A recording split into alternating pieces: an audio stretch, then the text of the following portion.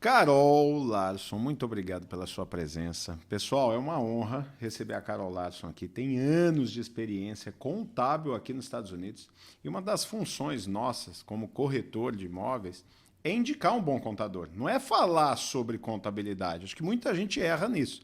O corretor quer explicar a parte tributária, planejar com o cliente essa parte e está errado. Na minha opinião, está errado. O bom corretor tem que ter boas referências com bons contadores e eles que vão resolver essa situação. Carol, seja bem-vinda. Muito obrigado por aceitar meu convite. Eu sei que sua hora ela é contada pela quantidade de clientes que vocês estão tendo no escritório. Né? A Larson Accounting tem quantos anos de história já?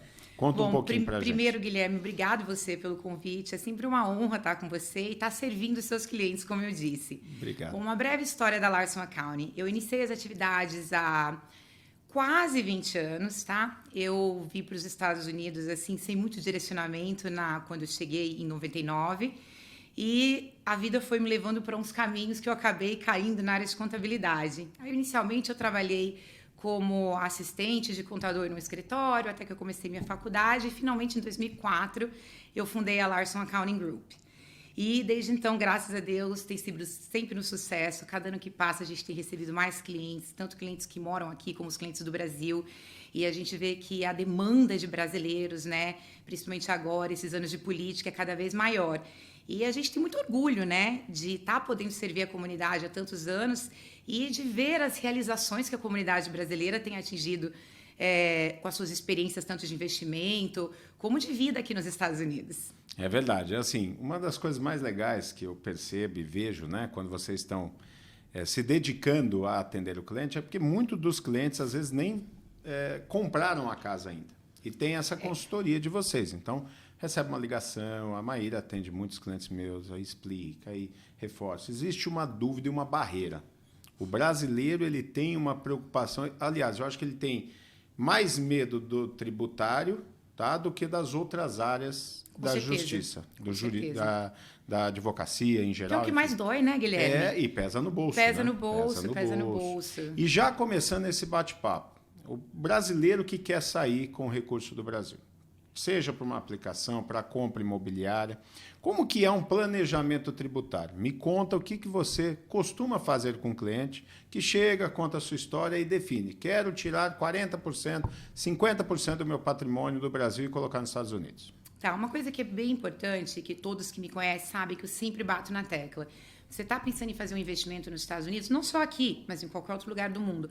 Vamos entender a legislação, vamos entender o objetivo do seu investimento e aonde você quer chegar. Porque a gente conhece histórias de muitos brasileiros que vêm para os Estados Unidos porque o amigo falou, porque o meu primo que veio antes, porque eu tenho um conhecido, porque me formaram no Brasil. Então, nesse decorrer dos últimos 20 anos, eu vi muita coisa infelizmente ruim acontecer com os brasileiros e criaram-se assim muitas crenças como investir nos Estados Unidos não é bom porque senão o seu patrimônio fica todo para o governo, você vai pagar muito imposto, ou se você tentar tirar um green card e viver legalmente nos Estados Unidos também, isso vai acabar com a sua vida fiscal. Não é verdade, senão nós não teríamos uma comunidade tão grande como a gente tem aqui.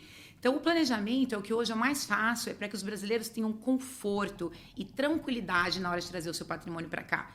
Porque a gente está sempre trabalhando na questão de proteger o patrimônio, né? E de aumentar. Sim. Porque se você vai tirar o seu dinheiro do Brasil e vai trazer para cá, você tem que estar sempre, a gente tem que estar trabalhando de qual forma você vai ter um melhor retorno disso. Então, para concluir, um planejamento tributário, a gente inicia primeiro qual a intenção do cliente.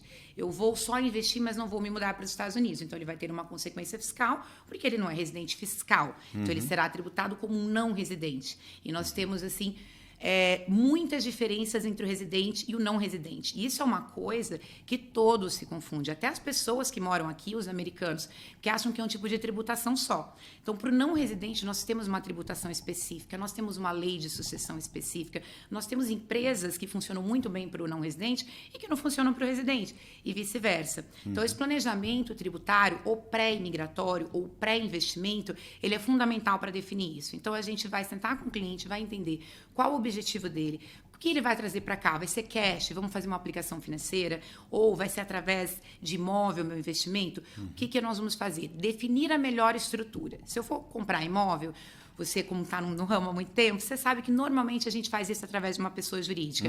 Por quê? Para proteger o cliente, porque normalmente quando ele compra esse imóvel aqui, ele não vai vir morar, ele vai estar alugando. Então, tem uma rotatividade muito grande, entrada e saída de pessoas na casa, o que gera um liability muito alto. Sim. Então, por isso que normalmente a gente recomenda a abertura de uma empresa. Mas não tem receita de bolo, porque tem um cliente que pergunta e fala, Carol, por que para o meu amigo você fez isso e para mim você fez isso?